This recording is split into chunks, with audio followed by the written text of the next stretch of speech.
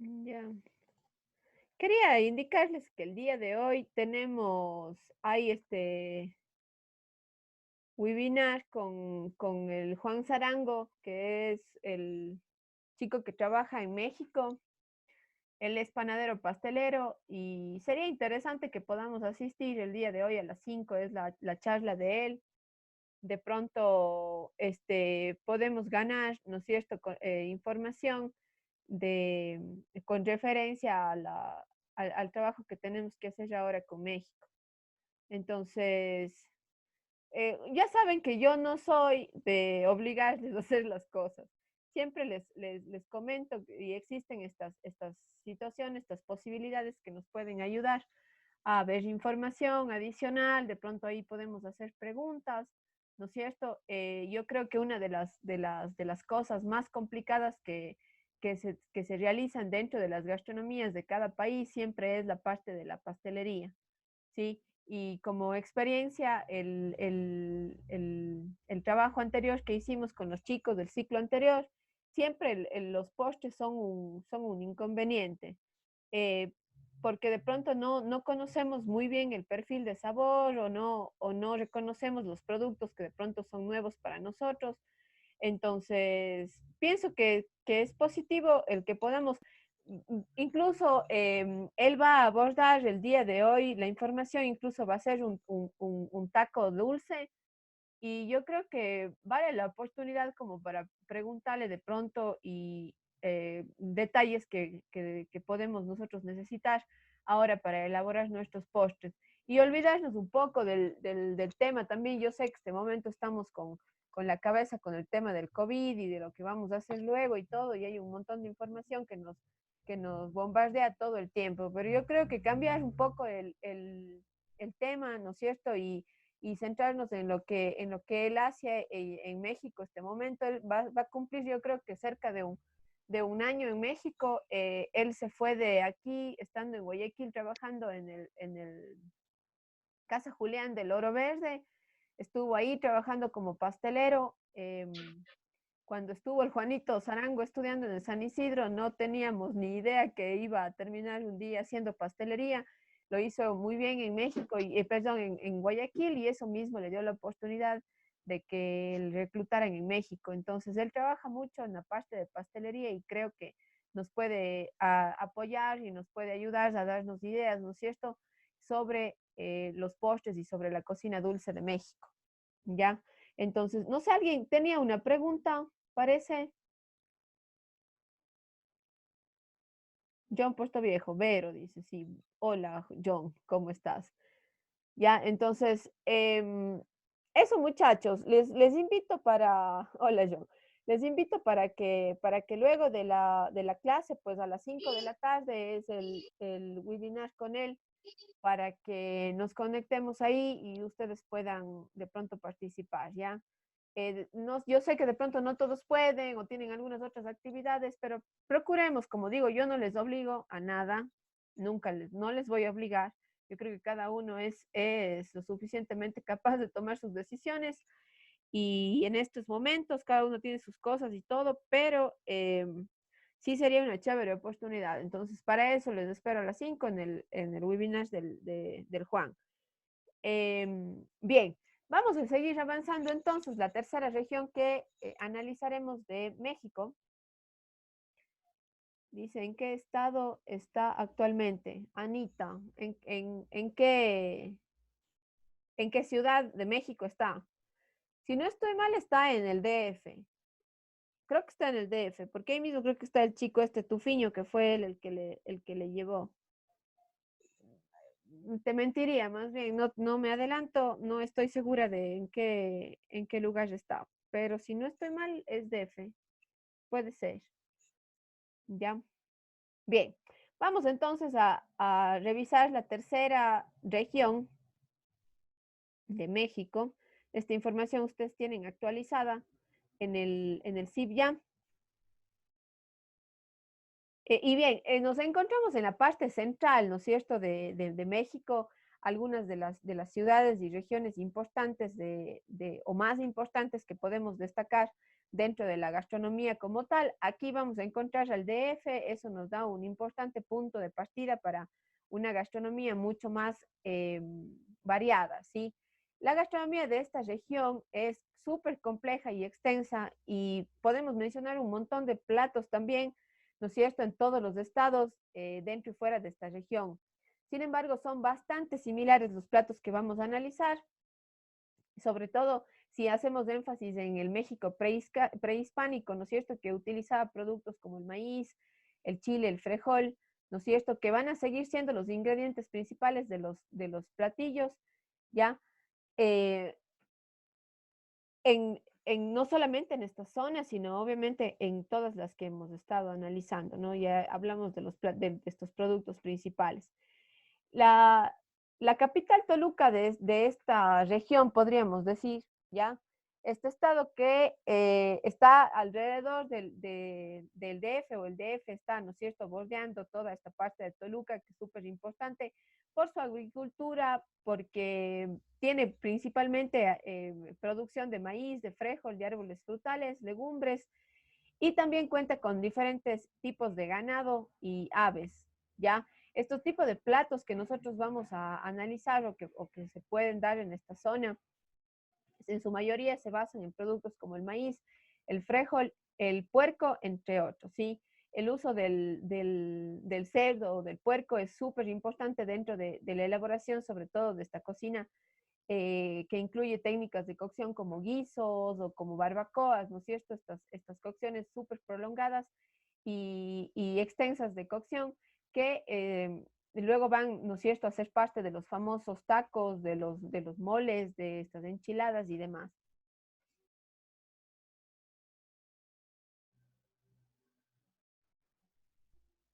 Podemos mencionar platillos como por ejemplo los chorizos, el chorizo verde con puerco, con res, con chile, eh, los,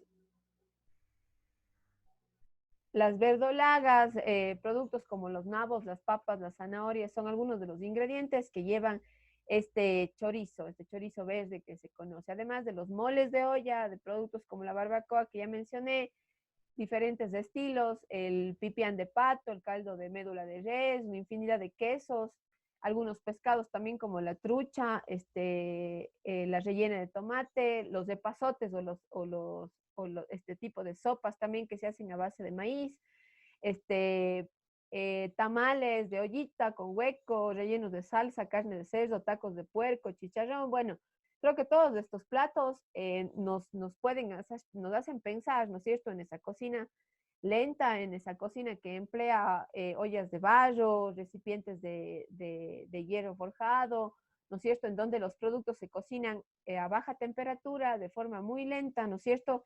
Y vemos como la base de estas preparaciones técnicas de cocción, como el caso de la barbacoa y los guisos. Aquí tenemos una fotito de un mole, ¿ya? El mole es este tipo de salsa que se sirve con géneros como cerdo, como las aves, como res, con extensas eh, formas de cocción, sí, o cocciones muy prolongadas.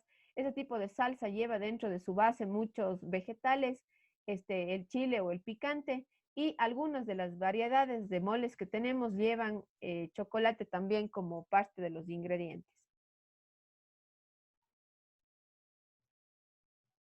Ya, productos, ya bebidas como el caso de los curados del pulque, licores de frutas, son bastante típicas en esta región.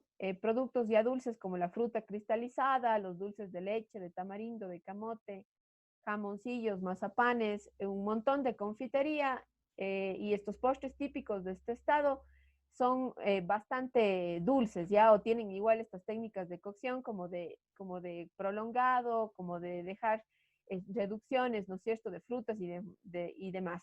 Aparte de eso, podemos mencionar productos como el pan dulce, que se encuentra en muchas formas, tamaños y sabores también. Estamos en la parte central de México, la tercera región. En el caso del Distrito Federal, que aparece aquí, eh, que tiene la mayor cantidad de habitantes dentro de todo México, toda la rama alimenticia o las características de gastronomía que vamos a ver aquí tenemos de toda clase, ¿sí? Por un lado están las refinerías de toda clase, productos con los que la variedad y la variedad y la calidad de los productos, ¿no es cierto?, permite la elaboración de comida típica y de la región y aparte de todo el mundo, ¿sí? Entonces ya siempre sabemos, ¿no es cierto?, que en las capitales o en las zonas, ¿no es cierto?, de mayor auge de gente y demás, y de mayor comercio, encontramos justamente, ¿no es cierto?, esta evolución no solamente de una cocina local, de región, sino también de una gastronomía de todo el mundo, ¿ya? Algunos de los platos afamados del Distrito Federal o de la cocina de calle, podemos mencionar las famosas carnitas, que son estos productos que se elaboran, o esta receta que se elabora a partir de todas las partes del cerdo, ¿ya? Y que se sirven luego con tortillas o con los famosos romeritos, los tlacoyos, guisados de nopal, el huitlacoche también, que es este hongo del maíz que se obtiene, que es similar a un champiñón, tacos, quesadillas, un sinfín de ingredientes como igual, ancas de rana, variedad de insectos, que también se manejan dentro de los platos de calle o los platos del Distrito Federal, ¿ya? No sé si es que ustedes han visto alguna vez, sobre todo cuando las personas que tenemos de pronto acceso al maíz en el campo, que se forman esta manera de hongos en la parte superior del maíz, que es el famoso huitlacoche. No sé si alguien pueda comentarnos si ha visto, ha probado. Yo un tiempo estuve, me acuerdo ahí en el instituto, en esa huerta horrenda que había ahí, cuando teníamos sembrado choclos este ciclo anterior, se dejaban fermentar ahí unos huitlacoches. Yo cogí como 3 veces estos hongos del maíz. No sé si es que alguien ha tenido oportunidad de probar o de ver, No, Vero. ¿no? No, profe. Verán, ¿Cómo se ahora, come? ¿A qué sabe? ¿a qué sabe? Sabe como a champiñón. Tiene el aspecto como de a ver, tiene el aspecto como de una guava, pero un poquito más negrita, pero tiene como esta textura, como cuando abres una guava y tienes esta parte esponjosa de Peluda. la guava, exacto, como peludita, ya es Ajá. así, pero obviamente al ser como, es como un hongo, entonces tiene como esa coloración un poco más negra, es blanca con negro. Ya les voy a Ya. buscar una vez, pero se llaman huitlacoches. Es bastante común en México. Aquí la gente realmente cuando salen estos, botan incluso o sacan estos hongos del maíz porque es, en realidad es una plaga, no es un producto que aquí se busque cosechar, sino más bien Es verdad, lo que hace la pero gente es porque, retirar porque es como un hongo, o sea, es como algo malo para la planta de maíz. Pero ajá, en México sí lo cosechan, o sea, lo venden y hay una fuerte demanda de huitlacoches en la ciudad, sobre todo en el DF, ¿no es cierto? Donde de alguna manera podemos probar platos un poco más exóticos. Sin Y embargo, es Vero, un producto bastante común, digan. nutricionalmente es más proteína o por ser parte del maíz es carbohidrato. No, sí tiene componentes proteicos, sin embargo, la carga mineral que este tiene es mucho mayor. Tiene características similares a la de un champiñón en cuanto a valor nutricional, pero Ah, tiene, el sabor es bastante similar yo más bien lo acercaría, el sabor lo acercaría al hongo ostra, que tiene un sabor un poquito más versátil. Albita nos acaba de mandar este rato una foto, creo al, ahí. al grupo. Sí, gracias, Alba. Sí, entonces Sí, vemos he visto yo también, pero, o sea, no hemos tenido ese conocimiento de que de que es el se puede coche. utilizar para sí. Sí, Sí, no, más bien la sí. próxima vez que ustedes, y eso digo, de pronto, ahorita es época bueno, ya está pasando casi la época de maíz, sin embargo, en las plantas, cuando obviamente ya maduran, y no en todas incluso, o sea, en México, obviamente, este momento se cosecha y se cultiva este hongo porque ya es provocado, ¿sí? Pero aquí, por ejemplo, crece muy poco en las plantas del maíz. Sin embargo, pueden ustedes encontrar e incluso una buena cantidad. Lo ideal es que sería que se pueda contagiar a las plantas, digamos, de este hongo para que sigan produciendo, pero realmente no es algo que aquí lo hagan porque la gente como no tiene conocimiento o tal vez no ve las ventajas de trabajar este tipo de producto. Muy buena foto la de la albita que nos ha mandado, gracias. Está súper, súper chévere esta de aquí, como ven, si ven que es como algo ploma, hay algunas que son un poquito más blancas, pero tienen este aspecto como de la guava, solo que es un poco más oscuro, ¿sí? Entonces, es una excelente opción. De pronto, como digo, si tenemos plantaciones de choclo, es más fácil poder encontrar y se cocina igual, exactamente como un champiñón, ¿sí? Es igual que un champiñón. La Entonces verdad, ahora voy a hacer la prueba. sí, no, si es que en verdad alguien tiene, más bien, si ahora si alguien está en el campo, yo igual a mi suegra le encargo, nosotros en Yunguilla sí tenemos maíz, entonces siempre le digo que si le encuentra, porque como digo, no es común, si es que encuentra el saque, o sea, saque estos y deje incluso que las plantas de pronto un lotecito se contagie, digamos, y pueda producir el famoso huitlacoche, ¿sí? Otro producto importante aquí o que podemos mencionar es la variedad de insectos también que se pueden servir dentro de los platos. Creo que de los insectos el más común o el popular a nivel mundial que México lo ha popularizado han sido los famosos chapulines, que son estos tipos de escarabajos que nosotros tenemos acá, que en el campo les llamaban incluso eh, buenas, malas nuevas, buenas nuevas, algo así, que son estos como escarabajitos de color amarillo, café, que, que normalmente se fríen y que se pueden consumir. Recuerden que los insectos, este momento, son considerados una fuente súper importante de proteínas y que incluso los expertos y los nutricionistas apuestan a que va a ser nuestra proteína del futuro. Sí, porque ya ahora mismo estamos viendo, ¿no es cierto?, cómo el cambio climático que existió y cómo estamos viendo que ahora esta cuarentena igual está cambiando un poco el clima, ¿no es cierto?, y la emisión de gases y de la polución, ¿no es cierto?, a nivel mundial. Entonces está evitando un poco esto. El tema de tener nosotros también,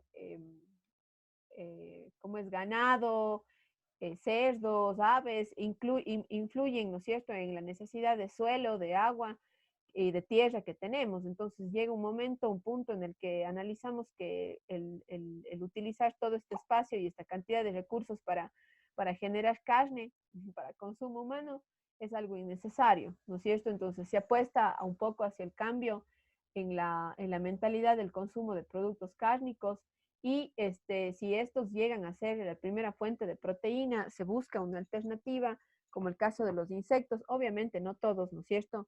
Eh, pero es una buena apuesta que tenemos a futuro para cubrir esa necesidad de proteína, ¿sí? Entonces, no hay que cerrarse esto de comer los insectos, no es algo que haya surgido ahora y que comer un insecto es lo mismo que comernos del murciélago, del caldo que produjo el COVID, no. Estamos frente a otro tipo de producto, ¿no es cierto? Si bien culturas orientales siempre han consumido de alguna manera mucho más de este tipo de productos, vemos que en países de Sudamérica, empezando desde México y si vamos a venir más a la parte sur, hay muchos países que sí incluyen dentro de su alimentación algunos de estos productos, ¿sí? Entonces, lo importante es aquí elegir insectos que de pronto su cadena alimenticia no vaya a causar ningún tipo de problema, ¿no es cierto?, a la persona que lo consume. No es un producto que necesite, por ejemplo, tener cocciones muy prolongadas o altas temperaturas para poder tener un alimento seguro, ¿sí? O sea, son productos de bastante poca cocción, eh, bastante digeribles, es una proteína súper digerible, tienen menos grasa, tienen esa ventaja frente a cualquier otro tipo de producto derivado animal, ¿sí? Entonces, aquí no estamos muy lejos, ¿no es cierto? En la parte del oriente se consume los chontacuros, ¿no es cierto? Que son deliciosos cuando se come asados y demás. Igual en la parte norte tenemos el consumo de las chunas, que son prácticamente los productos que en México se consumen también con, con estas denominaciones, ¿sí? Entonces, hay una buena alternativa ahí también, el consumo de insectos, se consumen hormigas, grillos, estas famosas chunas, ¿no es cierto? Escarabajos y demás. Entonces, yo creo que es una buena opción, no nos podemos cerrar a la idea de consumir estos productos también. A veces es un poco complicado el acceso, pero puede haber alternativas, ¿no es cierto? Entonces, mencionar todos estos productos dentro de la cultura también es súper importante, ¿ya? Vamos a Puebla un poco, a analizar la cocina de Puebla, ya, que se encuentra entre Veracruz y México. O sea, en México hablamos del Distrito Federal. Tiene una amplia agricultura del arroz, del chile, del trigo, de pimientas, frutas como el durazno, la guayaba, el ciruelo, el higo, la lima, el nogal que también aparece aquí, aves de corral, ganado caprino y bovino, ¿ya? La base de la comida igual sigue siendo el chile, el maíz y el frijol. Cuenta con una variedad de platos reconocidos. Dentro de estos podemos mencionar productos destilados también, como el caso del agave, que es parecido al mezcal, ¿no es cierto? Y los pulques, los aguardientes. Recuerden que nosotros acá, igual en la zona de Oña, por ejemplo, tenemos un producto bastante similar al mezcal, sí, que el denominado chaguarmiski, ¿no es cierto? Que es un refinado igual de los agaves, es un producto bastante parecido al mezcal, que el mezcal sí, obviamente en México tiene una denominación de origen, ¿ya? Productos como el pulque, el aguardiente, tepaches, rompopes, productos como el camote, el dulce de calabaza, dulce de leche, el pipián, las cocadas, quesadillas, flores de calabaza, champiñones, gorditas. Bueno, puedo sentarme aquí a mencionar una cantidad de productos, eh, platos tradicionales, ¿no es cierto? Que igual ustedes ya estarán averiguando. John, ¿qué le dijo? Un taco a otro taco. ¿Es en serio, John? Estamos en clase. Es para entretenernos. ¿Qué le dijo? Está contento, está contento. Ya, bueno. No nos entretenemos mucho que digamos, pero está bien como para, está apostando ya, como para romper el hielo. Ya. Aquí aparecen platos también súper interesantes, como el caso de los pozoles. Los pozoles, que son estas sopas bastante calóricas y estas sopas súper espesas que se hacen igual a partir de maíz y productos cárnicos, y pues se utilizan variedad de chiles, ¿ya? Sáquele, pero no, hay un meme, justo hoy día vi uno, no es un meme, es un video de una profesora que le manda sacando al, al muchacho de la clase de Zoom. Ya, el pozole blanco, por ejemplo, que se hace con cabeza de cerdo y con el maíz blanco. Muchas de estas recetas fueron creadas por monjas e internas de diferentes conventos. Esto es una característica súper importante en la gastronomía que podemos reconocer de Puebla, ¿no es cierto? Nosotros tenemos acá, por ejemplo, en el Ecuador, y vemos que la gastronomía sobre todo de la zona de aquí, de Cuenca y de Ambato, han sido súper influenciadas por la religión y por estas preparaciones que se realizaban dentro de los conventos. Aquí sobre todo la parte dulce, ¿no es cierto?, de elaboración de productos dulces, reconocemos a nuestras monjitas, ¿no es cierto?, por la elaboración de estos productos. Entonces, Puebla también es una ciudad en México que se define o que se caracteriza mucho por esta cocina, sobre todo cocina dulce, que se hacen o se crearon dentro de los conventos, ¿ya? Es una característica importante.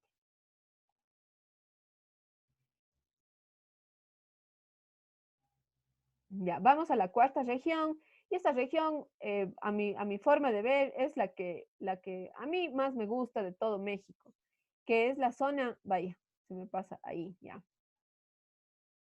que es la zona que está más acceso, ¿no es cierto?, que está más acceso al océano. Ya, si por un lado tenemos el océano Pacífico, tenemos el océano Atlántico, ¿no es cierto?, que van a rodear esta cuarta región de México. ¿ya? Entonces, es una zona súper interesante donde tenemos a Yucatán, a Quintana Roo, a Campeche, Chiapas también, que mencionamos aquí, la Tabasco. zona de Tabasco, exacto, toda esta zona, las personas que de pronto fueron a México, ¿no es cierto?, pueden reconocer la diferencia abismal que existe entre la gastronomía o las características gastronómicas de esta zona de México frente a esta gastronomía clásica, ¿no es cierto?, incluso de indígena que tenemos en el resto de México. Ya, entonces acá incluso el acceso a los océanos nos permite tener una variedad de productos y un clima que propicia, ¿no es cierto?, el consumo de un montón de productos tropicales, sobre todo las frutas, el que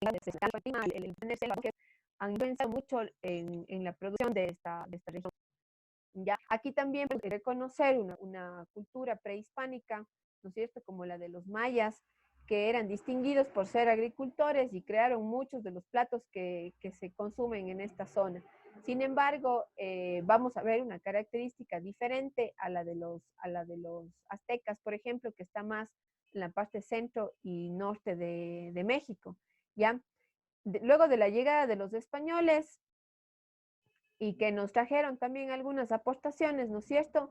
Se empezó a desarrollar esta gastronomía que ya va a tener unos matices, digamos, un poco más internacionales o de algunos países, como por ejemplo Francia, que aparecen aquí, no solamente España, ¿sí?, que dieron justamente este desarrollo gastronómico y el acceso que teníamos a estos productos tropicales y demás, ¿no es cierto?, hicieron que se forme o que se distinga una gastronomía diferente. Ya, entonces, por ejemplo, analizamos la primera gastronomía, en este caso la de Chiapas, que está ubicada en la parte suroeste de la costa del Pacífico, ¿ya? Eh, Chiapas cuenta con un suelo bastante fértil, mucha agricultura, igual de maíz, frijol, del maní, ajonjolí, del café, de la caña de azúcar y de las frutas tropicales como el mango, el plátano, el chico zapote, la guanábana, el mamey, el melón, entre otros. ¿Sí? Estos han dado paso a que se utilice no solamente para platos dulces, sino que están presentes en muchos de los platos este, salados también, ¿ya? Que utilizan o que tienen mariscos dentro de su composición. Ya estoy mencionando un poco la parte más importante de estas zonas, ¿ya? Algunas de las bebidas que podemos también reconocer aquí, el caso del pozol o los pozoles, el negro, el blanco, el reventado, aguas frescas, de todos estos productos tropicales, ya atoles, agrios y productos con chocolate. ¿El cacao se usaba en esta zona? Sí, David. Sí se usa en esta zona, considerando igual el tipo de clima idóneo para el sembríos de cacao, ¿sí? Recuerden que en el caso de los aztecas y de los mayas, las pepas de cacao fueron su oro, ¿no es cierto?, en algún momento. Entonces no podemos dejar de nombrar, ¿no es cierto?, la importancia de este fruto en estas culturas, ¿ya? Entonces sí, también se consumía cacao en esta zona, ¿ya? Algunos de los dulces nacionales que podemos mencionar son los que están hechos a base del cacahuate, del plátano, calabaza, chocolate, ajonjolí, coco, papaya y una variedad de pan dulces y pasteles también, ¿ya? Queda un poco tiempo, Berito. Sí, 5 minutos, yo creo que sí termino, ¿ya? Y nos conectamos para un ratito más. La gastronomía de este gran estado cambia según la región. Por ejemplo, en la parte de San Cristóbal, que es una de las zonas importantes, se caracteriza por tener una gastronomía con matices españoles, ya por ejemplo con el uso de azafrán, un producto muy utilizado junto con las carnes frías, y obviamente cuenta también con platos autóctonos. Ya, la zona de Tabasco, ubicado en el sur del Golfo de México.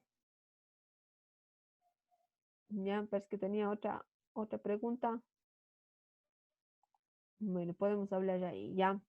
Es una zona tropical con climas cálidos y de mucha afluencia marítima. La producción agrícola más importante en este estado es el cultivo de plátano, arroz, caña de azúcar, maíz, frijol, sorgo, coco, frutas tropicales y el cacao, siendo el primer productor a nivel nacional de este inigualable fruto. ¿Ya? Entonces acá también, en la parte de Tabasco, vemos que la mayor producción incluso de cacao está aquí. La gastronomía de este estado conserva mucha tradición, ya que está aquí también presente la cultura de los antepasados, ¿no es cierto?, en muchos de los platillos. No podemos dejar de mencionar que muchos de los ingredientes son autóctonos y eso le da un sabor único a la mayoría de los platos, ya sin olvidarnos, sí, por este aporte español y francés. En cuanto a la preparación, perdón, haya tenido un error ortográfico fatal. A la preparación de alimentos, el uso de las hojas es usado también con mucha frecuencia, como la hoja de chipilín, chaya y muste. ¿Ya? Aquí vemos, por ejemplo, pedazos de camote, que es un producto también bastante común, que está envuelto en estas hojas para la venta. ¿Ya? Entonces, también vemos esa gastronomía que utiliza mucho de estas hojas para poder saborizar. No solamente se usa la hoja del plátano o la hoja de maíz, ¿no es cierto?, como en nuestras culturas, sino vemos aquí el uso de otras frutas, perdón, de otras hojas, ¿no es cierto?, de algunos árboles típicos de la zona. Entonces, es una característica también. Bien, la parte de Yucatán. En el caso de Yucatán, ya también esta gastronomía bastante tropical. Hay muchas actividades relacionadas a la pesca y a la agricultura, ¿ya? Aquí igual la aparición de frutas tropicales, sí, seguimos, ¿no?, utilizando frijol. Sin embargo, acá podemos reconocer algunas raíces, como el caso de la jícama, el uso del camote, de la yuca, también está súper presente con estos platos de mariscos. Ya se utiliza mucho la langosta, por ejemplo, en Yucatán. De hecho, hay muchos platos en base a este producto típicos. El pepino de mar y el pulpo también son considerados los mariscos más importantes dentro de esta gastronomía. Y también hay una producción grande de miel. Es un estado con muchísima historia, lleno de cultura, además de que hay muchos platos reconocidos a nivel mundial. Ya, algunos de estos platos que podemos mencionar, yo creo que los más conocidos a nivel mundial son los famosos papazules, ya que es como tenemos aquí en la fotografía, que lo característico del papazul es el uso de mariscos de pronto en los rellenos, y la parte superior que ustedes ven, se hace es una salsa que se hace a partir de la pepa del zapallo, ¿sí? O la famosa pepa como de la pepa del sambo que nosotros tenemos acá, ¿ya? Entonces, a partir de este fruto seco, podríamos decir, también se hace el famoso pipián. Y podemos mencionar otros platos como el frijol con puerco, la cazuela de fideos y huevos, el pan de cazón, el pescado tiquitic, el pollo pibil, dulce de higos verdes y demás. Entonces, platos hay un sinnúmero y muy variados, ¿no?, que podemos mencionar. Creo que los papachules es un plato bastante familiar o un plato bastante común de la zona de Yucatán y que podemos nosotros reconocer y hacer, lo que es lo más importante, porque los ingredientes son bastante similares a los que tenemos acá en nuestro país. Ya ves dónde me quedé. Creo que sí voy a terminar. Ya, la parte de Quintana Roo, en el extremo de la península de Yucatán, está justo en el Atlántico. Este estado cuenta con una vasta producción de oleaginosas, como el caso del cacahuate o maní, el ajonjolí, cocos de agua, plátanos, mangos, mamey, entre otras frutas tropicales. Hay que considerar en esta zona de Quintana Roo, se encuentran las playas de Cancún o la playa del Carmen, Tulum, que son bastante turísticas, ¿no? Y que justamente también tienen este tipo de platos que, si bien están apegados a la cultura tradicional mexicana con el uso de maíz, de frijol y de chiles, sin embargo, es una gastronomía que se ha desarrollado, ¿no es cierto?, mucho por el uso de mariscos y por el uso de productos también gracias a la comercialización. O sea, ¿qué quiere decir? Que tenemos una gastronomía bastante vasta, amplia, ¿no es cierto? No solo gastronomía típica, sino gastronomía para todos los gustos, ya que nos encontramos en zonas bastante turísticas, ¿ya? Gracias al turismo que encontramos, hay una cantidad importante de restaurantes con comida típica de la región, comida